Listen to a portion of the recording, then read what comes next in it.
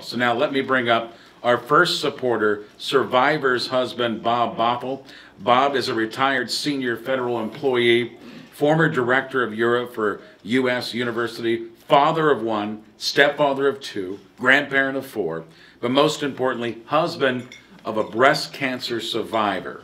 Thank you, Bob, and for speaking with us this evening. Come on up.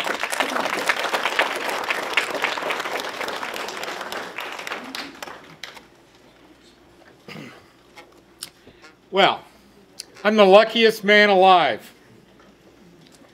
I'm married to a breast cancer survivor. Now, hopefully you'll understand that by the time I'm finished speaking. And I'm hitting my stopwatch right now. Because I have a hard time with time. I need to tell you up front, I'm not a medical researcher, I'm not a doctor, I'm not a counselor, I'm not a psychiatrist. I'm just a spouse who lives with a breast cancer survivor. And so what I want to talk about is kind of in three sections tonight. First, I want to give a little background because we are definitely unique, Toby and I. Toby, stand up. That's my bride. I want to talk about what I've learned about living with this breast cancer survivor. And then I want to talk about why research is important and give you a first-hand example of why it's important and why you should open up your pocketbooks. So, first things first. Toby and I was not married to Toby when she had breast cancer. I came along after the fact, which is part of the uniqueness. Both Toby and I had long, successful careers, well known in our fields. We both had long, unsuccessful marriages. And neither of us wanted to get married again. But for me, after a few years, I said, you know what? I'm kind of lonely. And so I did the unthinkable. I went online. Toby and I met online. And I had a checklist of what I was looking for. Breast cancer wasn't one of them. But I wanted someone that I could talk to, someone that we had common interests, common education, all that. So I come across her profile and I went check, check, check, check, check. Everything I had on my actual, real, physical list, she hit. So I reached out, and thank God she reached back. And so we started talking. And at some point, we both realized, she was in D.C., and by then I was in Ohio. So it was long distance, never laid eyes on each other. We both realized something cool was happening. So we were Skyping. And she dropped this little bombshell on me. Well, Bob, I need to tell you something. I had breast cancer. And I had a mastectomy. And I did not have reconstruction. Honest to God, the first thought that went through my mind was, thank God you're alive. Because I was already hooked. So, fast forwarding, I've learned a lot. And I've learned one of the things that I've thought about, and if you don't agree with me, fine, I'm just a spouse, okay? But I started wondering, through all the people, lots of breast cancer survivors, some of which are here, that I have met because of what Toby does and dragon boat paddling, which I kid now that I've got one wife and about 100 girlfriends. I'm surrounded by survivors of breast cancer. And they're unique, they're funny. And I started thinking, what is so unique about breast cancer as compared to other forms of cancer. Why is it so much more emotional? And this is the Bob Bothel perspective. No woman has a relationship with her kidney, okay, or her liver. Every woman has a relationship with her breasts.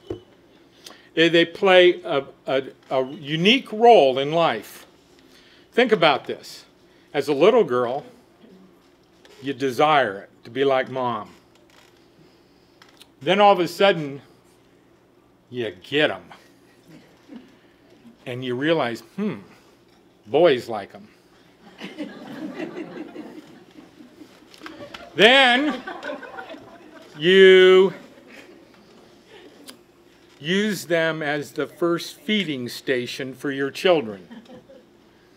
And then they're a place of comfort when someone's hurting in your family and you lay them on your breast. And then, blah, blah, blah. You go through stages, of which you have 0 stages with your liver. So, why? And so, when a woman gets her diagnosis of breast cancer, it's like, oh my God. Even more so, my theory, than other forms of cancer. And I've learned that being married to a breast cancer survivor, there's a few things that you have to live with. One, every single day, breast cancer is part of your thought process. Every single day. You talk about it. I've learned a whole new language. I didn't know anything about tumor markers and blah, nothing. And now I know a lot. I've learned that if you ever meet a medical doctor or a nurse or someone that says, oh, you're past your 5-year mark, you don't have anything to worry about, run like hell. Because they don't know what they're talking about. And you don't want them as your provider. Every single woman on Toby's 2 dragon boat teams, one in DC and here, know women who were well past their 5-year magic number that got a reoccurrence and passed away from it. I've learned that you need, as a spouse, I sometimes get a little annoyed at how much time she spends with her dragon boat team and her duties as the president of the Dragon Dream Team and scheduling her life around practice. But I wouldn't have it any other way. So being married to a breast cancer survivor has enriched greatly my life. And we have very open conversations about breast cancer. We know that it's important that for Toby that she continues to monitor things and keep her appointments and don't let the doctors back down on their monitoring, but to keep them focused on you. So why is research important? Well, wouldn't it be great if someday we didn't have a Dragon Dream Team because there were no more breast cancer survivors? I mean, wouldn't that be great? Toby, although she did not participate in a clinical trial during her chemo and radiation, she did participate in a clinical trial for post, and stuff about bones, and she can explain it, okay? But that would not have happened had there not been the lab work that goes into, that eventually, hopefully, becomes part of a clinical study. Nothing that happens today didn't go through some form of lab work, clinical study, and then practice. So we haven't solved breast cancer. people still get breast cancer. People still die from breast cancer.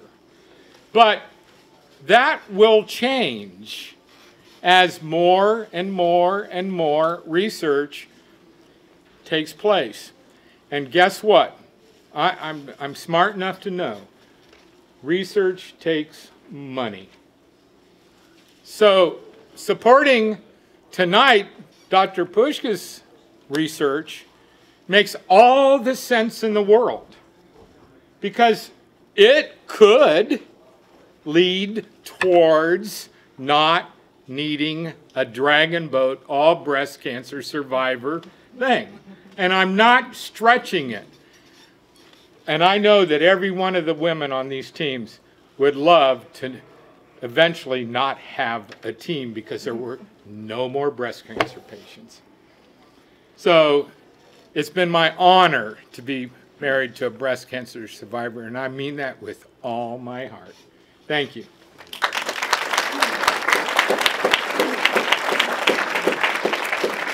Thanks, Bob, for the story of support, and great meeting Toby here.